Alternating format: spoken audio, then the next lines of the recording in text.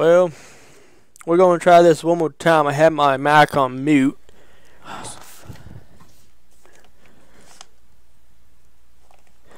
Well, we're going to try this one more time. I have my mic on mute. After the death of Saul, David returned from striking down Amalekites. We're going to try this one more time. I have my mic on mute. After the death of Saul, David returned from striking down Amalekites. We're going to try this one more time. Amalekite and stayed in Ziklag 2 days. On the third day, a man arrived from Saul's camp with his clothes torn and dust on his hand. When he came to David, he fell to the ground to pay him honor. "Where have you came from?" David asked him. He answered, "I have escaped from the Israelite camp." "What happened?" David asked. "Tell me." The man fled from the battle. He replied, "Many of them fell and died, and Saul and his son Jonathan are dead." Then David said to the young man who brought him the report, "How do you know that Saul and his son Jonathan are dead?" "I happened to be on Mount Gilboa," the young man said, "and there was Saul leaning on his spear with the chariots and the drivers in hot pursuit. When he turned around and saw me, he called out to me, and I said, 'What can I do?' He asked me, 'Who are you?' 'I'm Amalekite,' I answered. Then he said to me, 'Stand here by me and kill me. I'm in the throes of death, but I'm still alive.' So I stood beside him and killed him, because I knew that after he had fallen, he could not survive. And I took the crown that was on his head and the band on his arm, and had brought them there to my lord." Then David and all the men with him took hold of their clothes and tore them. They mourned and wept and fasted till even for Saul and his son Jonathan, and for the army of the Lord, and for the nation of Israel, because they had fallen by the sword. David said to the young man who brought him the report, "Where are you from?" "I'm the son of the foreign Amalek," he answered. David asked him, "Why weren't you afraid to lift your hand to destroy the Lord's army?"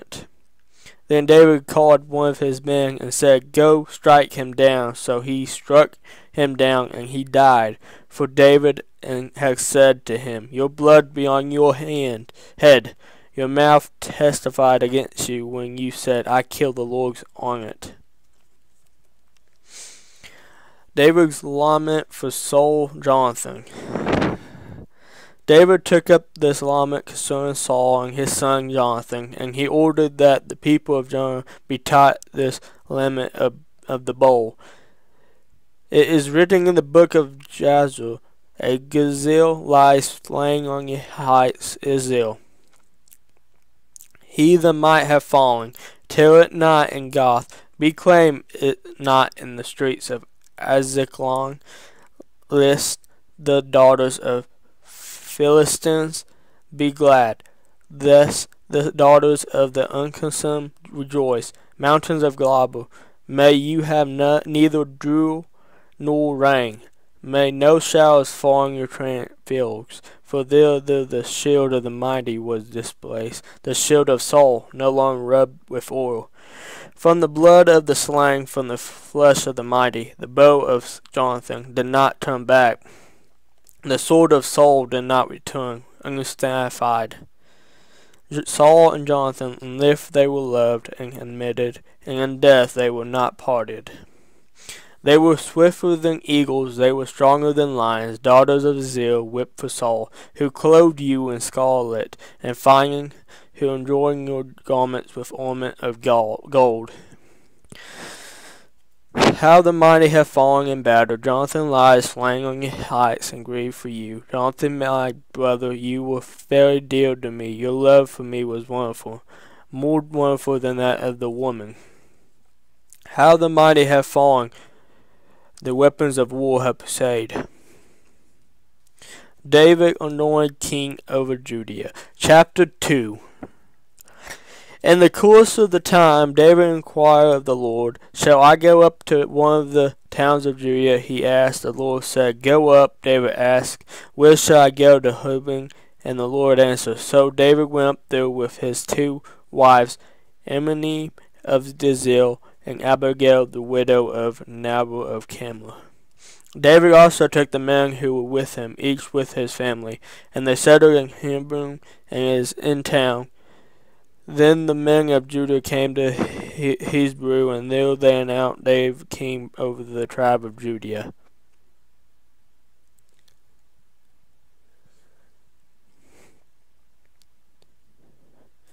When David was told that it was the men from Judah, Gabalis, Gilead, who had buried Saul, he sent messengers to them to say to them,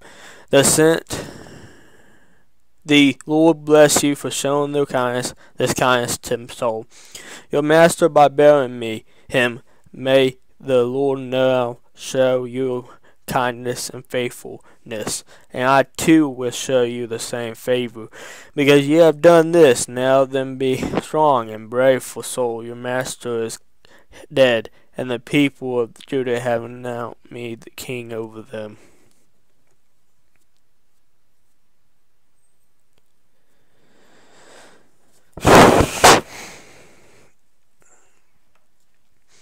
War between the house of David and Saul. Meanwhile, Abner, son of Ner, the commander of Saul's army, had taken Isha-Bos, son of Saul, and brought him over to Macahum. He made him king over Gilead,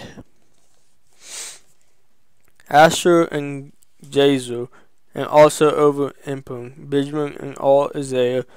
Ishbam, son of Saul, was 40 years old when he became king over Israel, and he reigned 2 years. The tribe of Judah, however, remained loyal to David. The length of time David was king in Hebrew over Judah was 7 years and 6 months.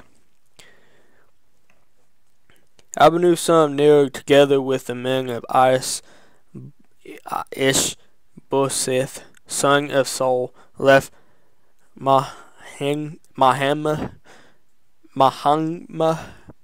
and went to Gabon. Jacob, son of Sariah, and David's man went out and met them at the pool of Gibon. One group sat down on one side of the pool and one group on the other side. Then Abner said to Joab, "Let's have some of the young men get up and fight hand to hand in front of us." "All right, let them do it," Jacob said. So they stood up and were counted off, 12 men for Benjamin, and Ishbosheth, son of Saul, and 12 for David. Then each man grabbed his opponent by the head and thrust his dagger into the opponent's side, and they fell down to go. So that place in Gibeon was called Hikoth Hazor. The battle that day was very fierce, and Abner and the Israelites were defeated by David's men. 3 sons of Syria were there: Jacob, Abishai, Ashlol. Now Ashlol was as fleet-footed as wild gazelles. He chased Abner, turning neither to the right nor to the left as he pursued him. Abner looked behind him and asked, "Is that you, Asahel?" "It is," he answered. Then Abner said to him, "Turn aside to the right or to the left, take on one of the young men and strip him of his weapons." But Hazael would not stop chasing him. Again Abner warned Asahel, "Stop chasing me. Why should I strike you down? How could I look your brother Jacob in the face?" But Hazael refused to give up the pursuit. So Abner thrust the butt of his spear into Asahel's stomach, and the spear came out through his back. He fell there and dead on the spot. Amen stopped when he came to the place where Asahel had fallen and died. But Jacob and Abizel pursued Abner.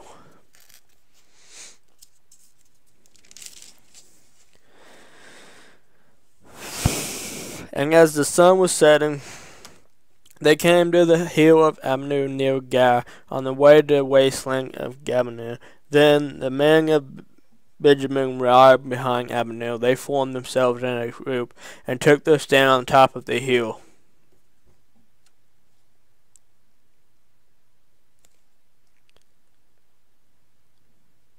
Abner called out to Jacob, and must the sword devour forever? Don't you realize that this will end in bitterness? How long before you order your men to stop pursuing the fellow Israelites?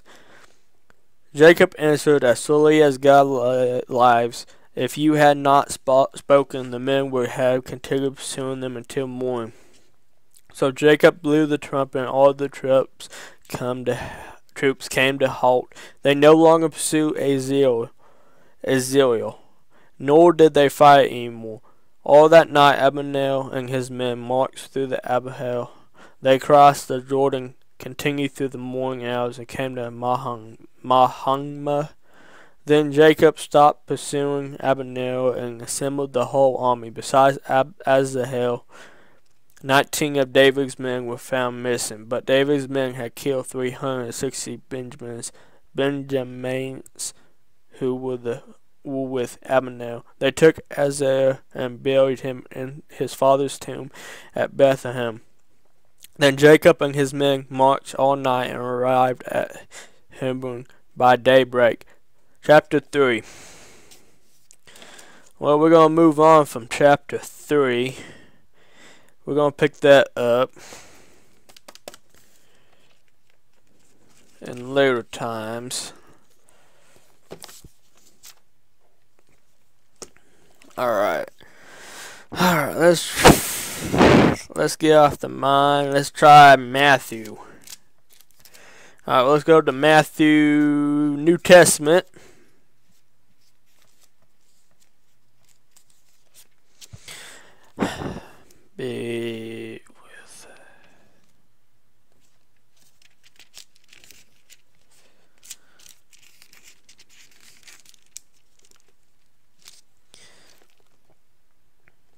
We're going to do chapter 3. John the Baptist prepares the way. In those days, John the Baptist came preaching the wideness of Judea, and saying, repent, for the kingdom of heaven has come near. This is who was spoken of through the prophet Isaiah. A voice of one calling in wideness, prepare the way for the Lord, make straight paths for him. John's clothes were made of camel hairs, and he had a leather belt around his waist. His food was locusts and wild honey. People went out to him from Jerusalem and all Judea and the whole region of the Jordan. Confessing their sins, they were baptized by him in the Jordan River. But when he saw many of the Pharisees and Sadducees coming to where he was baptized, he said to them, you blood of vipers, who warned you to flee from the coming wrath, produce fruit in keeping with repentance, and do not think you can say to yourselves, we have Abraham as our father. I tell you that out of these stones God can rise up children for Abraham. The axe is already at the root of the trees, and every tree that does not produce good fruit will be cut down and thrown into the fire. I baptize you with water for represent, but after me comes one who's more powerful than whose sandals I'm not worthy to carry. He will baptize you with the Holy Spirit and fire. His winnowing fork is his hand, and he will clear his threshing floor, gathering his wheat into the barn, and burning up the calf with unquenchable of fire.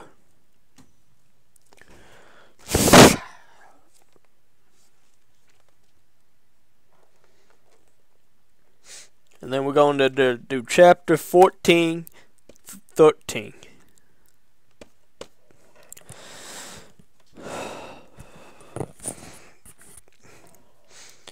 Jesus feeds the 5,000. When Jesus heard what had happened, he withdrew by boat privately to a secluded place. Hearing of these, the crowds followed him on foot from the towns. When Jesus landed and saw a large crowd, he called compassion on them and healed the sick. As evening approached, the disciples came to him and said, "This is a remote place. It's already getting late," said the crowds, "away so they can go to the village and buy themselves some food." Jesus replied, "They do not need to go away. You give them something to eat." "We have here only 5 loaves of bread and 2 fish," they answered. "Bring them here to me," he said, and he directed the people to sit down on the grass. Taking the 5 loaves and the 2 fish, and looked up to the heaven, he gave thanks and broke the loaves. Then he gave them to the disciples, and the disciples gave them to the people. They all ate and were satisfied, and the disciples picked up 12 basketfuls of broken pieces that were left over. The number of those who ate was about 5,000 men, besides women and children. Jesus walks on the water. Immediately Jesus made the disciples get into the boat and go on ahead of him to the other side while he dismissed the crowd. After he had dismissed them, he went up on a mountainside by himself to pray. Later that night he was there alone, and the boat was already a considerable distance from land, buffeted by the waves because the wind was against it. Shortly before dawn, Jesus went out to them and walked on the lake. When the disciples saw him walk on the lake, they were testified, "It's a ghost," they said, and cried out in fear. But Jesus immediately said to them, "Take courage, it is I. Don't be afraid." "Lord, if it is you," Peter replied, "tell me to come to you on the water." "Come here," he said. Then Peter got down out of the boat, walked on the water, and came toward Jesus. But when he saw the wind, he was afraid and began to sink. Cried out, "Lord, save me." Immediately Jesus reached out his hand and caught him. "You have a little faith," he said, "why did you doubt?" And when they climbed into the boat, the wind died down. Then those who were in the boat worshipped him, saying, "Truly you are the Son of God." When they had crossed over, they landed at Gennesaret, and when the men of that place recognized Jesus, they sent word to all the surrounding country. People brought all the sick to him and begged him to let the sick just touch the edge of his cloak, and all who touched it were healed.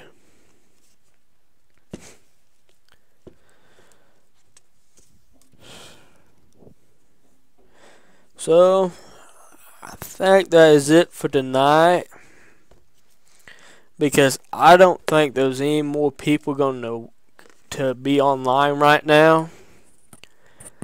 So I'm thinking about my next live stream is going to be, let's shoot the next live stream probably be Thursday. Let's do our next live stream Thursday around probably 2 p.m. and then I'm going to have another one right after that around 6. Okay. Good night and have a good, safe day tomorrow. See you. Bye.